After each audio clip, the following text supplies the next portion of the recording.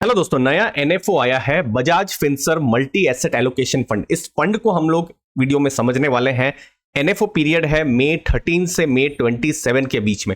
Detail analysis इस video में हम करने वाले हैं दोस्तों। सबसे पहले बेंचमार्क क्या है? 65% Nifty 50 TRI, 25% Nifty short duration debt index और 10% जो डोमेस्टिक प्राइस ऑफ गोल्ड है। तो इसका मिक्स करके एक इंडेक्स बना है। तो फंड का ऑब्जेक्टिव क्या रहेगा कि इस इंडेक्स को बीट करे। अब जो मल्टी एसेट है ये एक हाइब्रिड स्कीम है। यहां पर आपको इक्विटी, डेट और जो कमोडिटीज है जैसे गोल्ड, सिल्वर, उनका भी एक्सपीरियंस मिलेगा। प्लस रीट है जिससे थोड़ा बहुत रियल एस्टेट का भी आपको एक्सपीरियंस या एक्सपोजर मिल सकता है। अगर फंड का अगर कोई एक बड़ा स्ट्रेंथ कहेंगे आप तो वो है फंड मैनेजर मिस्टर निमेश चंदन, जो कि कैनरा रोबेको म्यूचुअल फंड में पहले हेड इक्विटीज थे। तो उस समय में ये एक बड़ी पोजीशन थी दोस्तों। मल्टी एसेट की जब हम बात करते हैं तो क्यों इंपॉर्टेंट हो जाता है? आपको ये डेटा बहुत कुछ दिख रहा होगा। आपको मैं कुछ एग्जांपल दिखाता हूं। जैसे 2019 कैलेंडर ईयर फाइनेंस सेक्टर का रिटर्न था 26% और वही नेक्स्ट ईयर 2020 में 4.73%। सबसे खराब यहां पर रिटर्न उनके द्वारा आया। स्मॉल कैप इंडेक्स का रिटर्न देखिए सबसे नीचे है 2018-19 में, लेकिन 2021 में देखिए सबसे बेस्ट रिटर्न किसका आया? स्मॉल कैप का आया। एक और एग्जांपल जैसे हेल्थ केयर 2015 में सबसे अच्छा रिटर्न था, लेकिन 16-17 में उनका रिटर्न अच्छा नहीं था। तो इससे हमको क्या समझ में आ रहा है कि जो सेक्टर रोटेशन है वो होता रहता है और मार्केट कैप के हिसाब से भी large cap, mid cap, small cap में भी रोटेशन होता रहता है दोस्तों। तो जो मल्टी एसेट किसी पोर्टफोलियो में हो तो आपको अलग अलग सेक्टर या जो मार्केट कैप है या जो एसेट क्लासेस है आपको उनका भी एक्सपीरियंस मिल सकता है। कैसे मिल सकता है? जैसे ये अगर आप एसेट क्लासेस को पकड़ेंगे जैसे डेट, गोल्ड, सिल्वर, इक्विटी, सब में अगर आप देखेंगे कोरिलेशन बहुत नहीं है। जैसे इक्विटी और डेट 0.02%, मतलब ना के बराबर कोरिलेशन। मतलब ऐसा नहीं है कि एक ऊपर जाएगा तो दूसरा भी ऊपर जाएगा, ऐसा बिल्कुल नहीं, कोई कोरिलेशन ही नहीं है। सिमिलरली इक्विटी और गोल्ड कोई कोरिलेशन नहीं है, इक्विटी और सिल्वर कोई कोरिलेशन नहीं है। सोच लीजिए कल इक्विटी नीचे जाएगी, जरूरी नहीं है कि वो भी नीचे जाए, क्योंकि सबके अलग अलग फंक्शन है। जो मुझे मैक्सिमम कोरिलेशन दिखा वो थोड़ा बहुत गोल्ड और सिल्वर के बीच में मुझे देखने को मिला है। बाकी जितने भी एसेट क्लासेस है कोरिलेशन नहीं है। तो इससे क्या समझ में आता है? तो सोच लीजिए किसी साल गोल्ड का रिटर्न अच्छा नहीं रहा तो इक्विटी अच्छा कर सकती है। किसी साल इक्विटी का बहुत अच्छा रिटर्न हुआ तो हो सकता है गोल्ड का उतना अच्छा रिटर्न नहीं हुआ। तो इसीलिए जब आपका पोर्टफोलियो में अलग अलग एसेट क्लास हो तो थोड़ा पॉजिटिव हो जाता है। अब देखिए फंड किस तरीके से अपना पोजीशनिंग कर रहा है। इक्विटी को 35 से 80% रखने वाले हैं। चूंकि यहां पर इक्विटी टैक्सेशन रहने वाला है तो ओवरऑल जो इक्विटी एक्सपोजर है वो 65% से ऊपर ही होने वाला है। ठीक है। फिक्स्ड इनकम 10 to 55%, थोड़ा बहुत कमोडिटीज और रीट और इनविट जो है 0 to 10% के बीच में। अब इक्विटी में भी उनकी जो स्ट्रेटेजी है वो डिविडेंड यील्ड को लेकर है।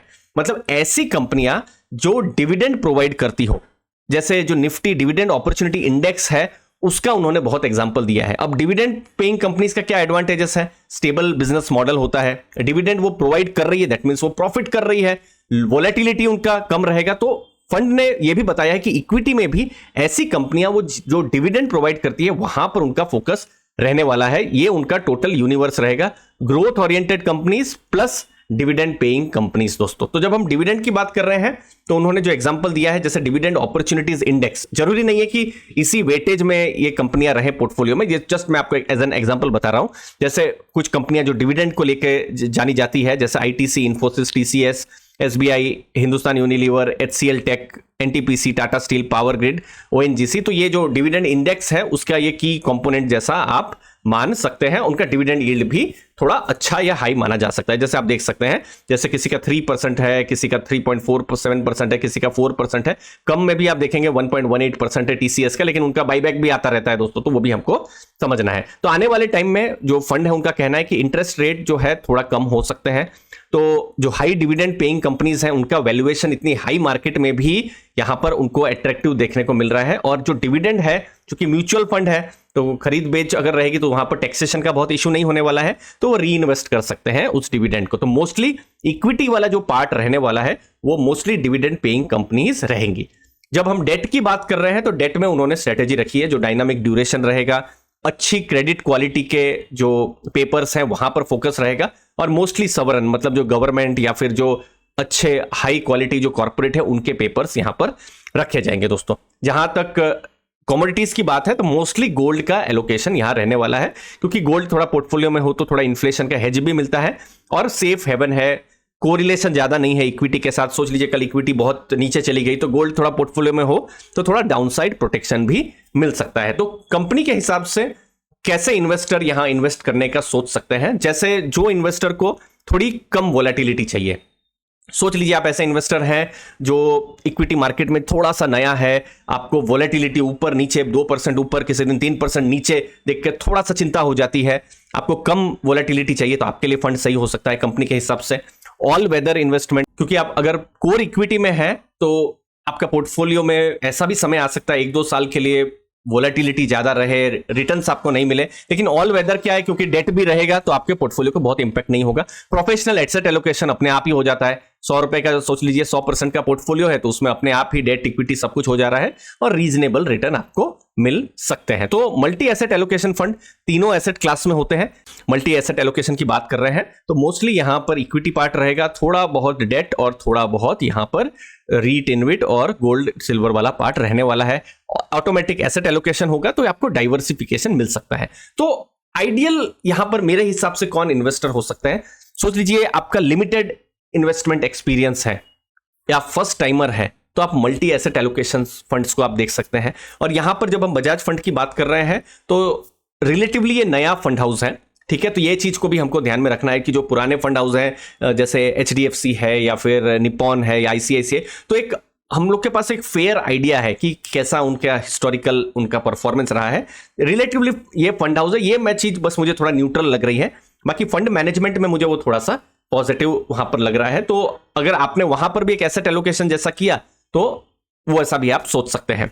नेक्स्ट, कैसे आप इन्वेस्टिंग के बारे में सोच सकते हैं। इनफैक्ट किसी भी मल्टी एसेट फंड में अगर आपको पोर्टफोलियो में स्टेबिलिटी चाहिए, अगर आप मॉडरेट रिस्क टेकर हो लेकिन लॉन्ग टर्म के बारे में सोच रहे हो और आपके एसेट एलोकेशन में अगर वो फिट बैठ रहा है। अब देखिए, सोच लीजिए आपका एसेट एलोकेशन सोच लीजिए 100 है, आपने ऑलरेडी एसेट एलोकेशन करके रखा हुआ है, सोच लीजिए डेट ऑलरेडी आपके पोर्टफोलियो में है या फिर गोल्ड ऑलरेडी आपके पोर्टफोलियो में है और इक्विटी भी आपके पोर्टफोलियो में है, तो आपने अगर एसेट एलोकेशन करके रखा हुआ है तो फिर ठीक है, मल्टी एसेट शायद आपके लिए उतना हेल्पफुल नहीं हो। लेकिन सोच लीजिए कोर इक्विटी में पूरा पैसा लगा हुआ है या कोर डेट में पूरा पोर्टफोलियो लगा हुआ है, सोच लीजिए 50 लाख का पोर्टफोलियो है, पूरा का पूरा फिक्स डिपॉजिट में है, तो इक्विटी का अगर आपको एक्सपोजर लेना है तो वाया बैलेंस एडवांटेज फंड या इक्विटी सेविंग फंड या जो मल्टी एसेट फंड्स के द्वारा आप वो एक्सपोजर अब धीरे धीरे ले सकते हैं। तो ये डिपेंड करता है, हाँ, किसके लिए ये बिल्कुल भी ठीक नहीं है। जैसे मैंने पुराना केस बताया कि ऑलरेडी आपने एसेट एलोकेशन करके रखा है गोल्ड डेट एटसेट्रा, तो आपके लिए फंड उतना सही नहीं रहेगा। तो अपना एसेट एलोकेशन चेक करिए और देखिए कि आपके लिए ये जो फंड है या जो मल्टी एसेट कैटेगरी आपके लिए फिट बैठ रही है या नहीं। फंड पर मैं बताऊं तो बजाज का हिस्ट्री है वो थोड़ा कम समय का है क्योंकि नया फंड हाउस है, तो आने वाले टाइम में और पता चलेगा, तो वहां पर मैं थोड़ा सा आप मान सकते हैं न्यूट्रल जैसा आप मान सकते हैं। लेकिन जो फंड मैनेजमेंट टीम है वो पॉजिटिव है क्योंकि मिस्टर निमेश चंदन एक बड़ा नाम रहा हुआ है। तो आप अपना एसेट एलोकेशन के हिसाब से अपने जो भी एडवाइजर हैं उनके हिसाब से आप डिसीजन ले सकते हैं कि क्या ये फंड आपके लिए सही है या नहीं है। दोस्तों लास्ट में दोस्तों इंपॉर्टेंट चीजें, इन्वेस्टिंग स्मार्ट होनी चाहिए और हर इन्वेस्टर के अलग इन्वेस्टमेंट रिक्वायरमेंट, गोल्स, डेमोग्राफिक और होराइजन होते हैं। अगर आप इन्वेस्टिंग गाइडेंस को ढूंढ रहे हैं, खासकर म्यूचुअल फंड को, तो मैं दीपक टोंक आपकी हेल्प कर सकता हूं। मैं एमफी रजिस्टर्ड हूं, मेरा ये रजिस्ट्रेशन नंबर है 288057।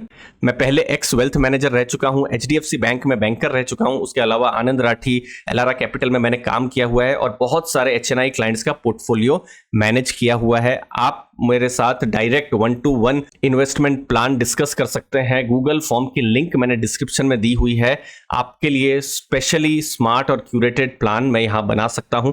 एक free personalize mutual fund consultation मैं आपको प्रोवाइड कर रहा हूं।